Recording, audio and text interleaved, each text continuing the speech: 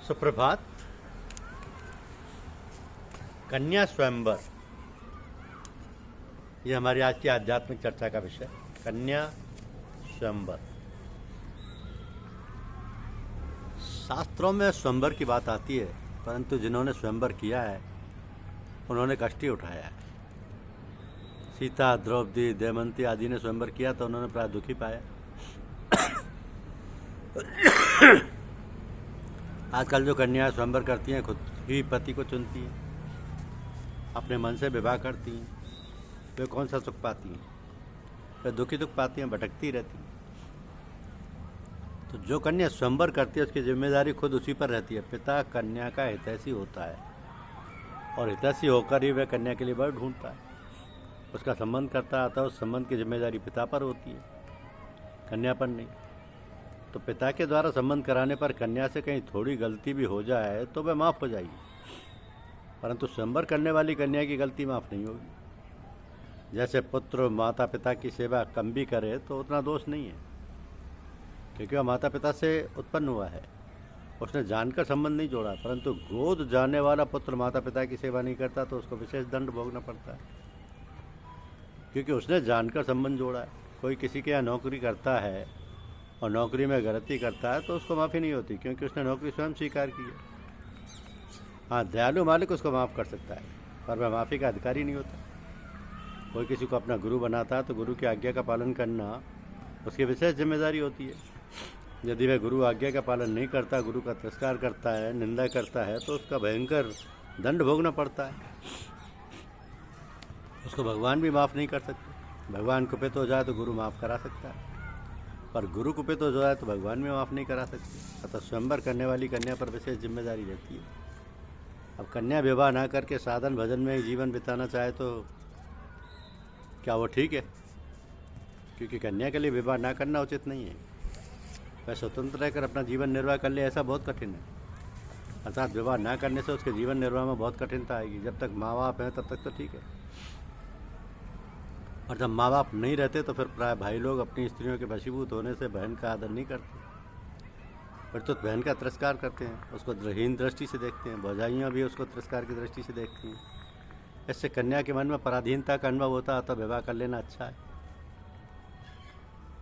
हमने ऐसे स्त्री पुरुषों को भी देखा है जिन्होंने विवाह से पहले ही ये प्रतिज्ञा कर ली कि हम स्त्री पुरुष का संबंध ना रखकर केवल साधन भजन ही करेंगे, और वे अपनी प्रतिज्ञा निभाते आए। यद्यपि आज के ज़माने में ऐसे लड़के मिलने कठिन हैं जो केवल साधन भजन के लिए विवाह करें, तथापि उनका मिलना असंभव नहीं।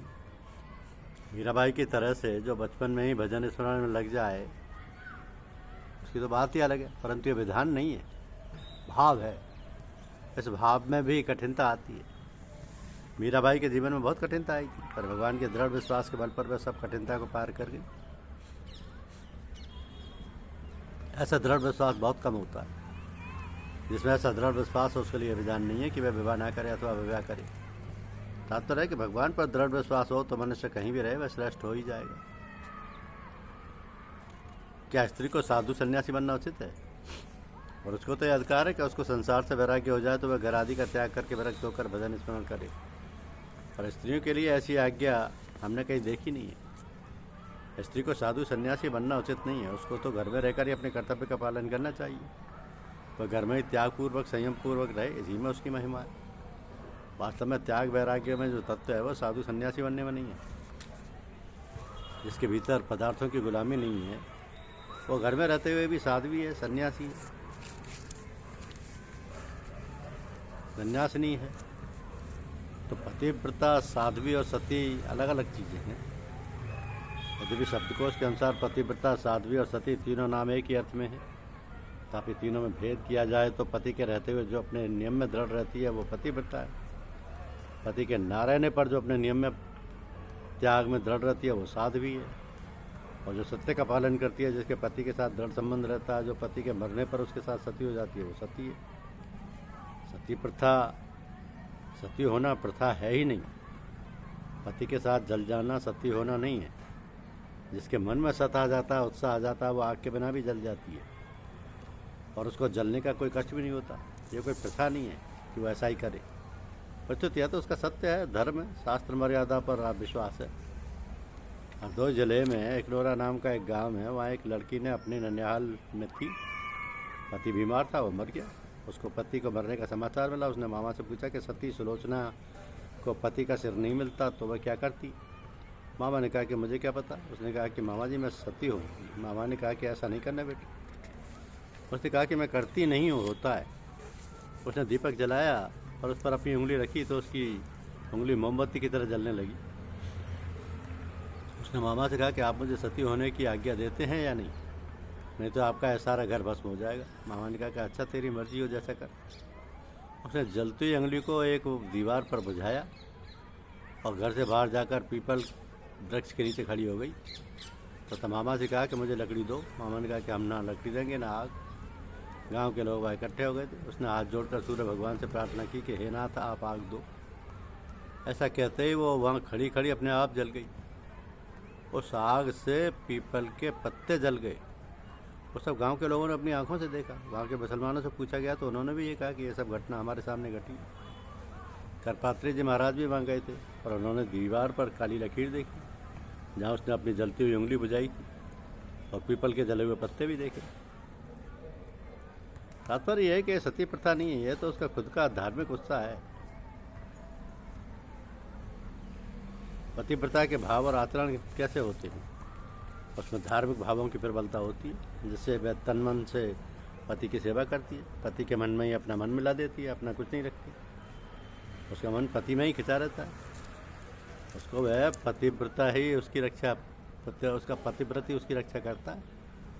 तो प्राय पतिव्रता का संबंध पूर्व जन्म के पति के साथ ही होता है। कहीं कहीं ऐसा भी होता है कि बचपन में कन्या को अच्छी शिक्षा, अच्छा संग मिलने से उसके भाव अच्छे बन जाते हैं, तो वह विवाह होने पर पतिव्रता बन जाती है। अब पतिव्रता के घर में शांति रहती है और सभी अपने अपने धर्म का पालन करने वाले होते हैं। उसकी संतान भी श्रेष्ठ माता पिता की भक्त होती है। पड़ोसियों पर, मोहल्ले वालों पर भी उसके भावों का असर पड़ता है। तो पतिव्रता को देखने वाले का दुर्भाव मिट जाता है, परंतु सब जगह ये नियम लागू नहीं होता, क्योंकि पतिव्रता को देखकर अपने भीतर के अच्छे भाव ही जागृत होते हैं। जिसके भीतर अच्छे भाव हैं, संस्कार नहीं है, उस पर पतिव्रता का उतना असर नहीं पड़ता। जैसे एक व्याध ने दमयंती को अजगर के मुँह से छुड़ाया और उसके रूप को देखकर वह मोहित हो गया और उसके भीतर दुर्भाव पैदा हो गया। अब दमयंती के श्राप से वह वहीं भस्म हो गया। युधिष्ठिर बड़े धर्मात्मा सात्विक पुरुष थे, परंतु दुर्योधन पर उनका असर नहीं पड़ा। तो क्या वर्तमान समय में पतिव्रत धर्म का पालन हो सकता है? पतिव्रत धर्म का पालन करने में वर्तमान समय कोई बाधक नहीं है। अपने धर्म का पालन करने में सबको सदा से स्वतंत्रता है। धर्म से विरुद्ध काम करने में ही शास्त्र, धर्म, मर्यादा आदि बाधक हैं। धन्यवाद। यूट्यूब चैनल को लाइक और सब्सक्राइब अवश्य कीजिए। शुक्रिया।